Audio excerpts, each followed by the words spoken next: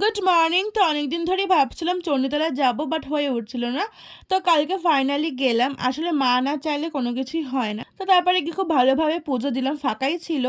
দেন পুজো দিয়ে বাড়িতে এসে আমার আর মায়ের জন্য একটু কফি করলাম আর একটু কেকও খেলাম সকালবেলা। আর এখন যেহেতু মা রান্না করতে পারছে না তেমন ভাবে, ওর জন্য আমরা রোজই হোম সার্ভিসে খাবার খাচ্ছি। তারপরে সন্ধ্যেবেলা মাকে একটুখানি নেল পালিশ পরিয়ে দিলাম। আর এইটা পরের দিনের ভিডিও। সকালবেলা ব্রেকফাস্ট খেয়ে আমি চলে গেছিলাম কম্পিউটারে। আর অনেকদিন মাথায় তেল দেওয়া হয় না, ওই জন্য কম্পিউটার থেকে এসে আমি মাথায় একটুখানি ভালো করে তেল দিলাম। কে ছিল আমার একটা বান্ধবীর বাড়িতে কালী পুজোর নিমন্ত্রণ, ওই জন্য দুপুরবেলা রেডি হয়ে আমি চলে গেলাম ওদের বাড়িতে। আর গিয়ে দেখলাম তখনও মায়ের পুজো চলছে। তারপরে এক এক করে সবাই এলো আর আমাদের প্রায় সবার সাথে অনেকদিন পর দেখা হয়েছিল। তারপরে সবাই মিলে বসে আমরা গল্প করছিলাম।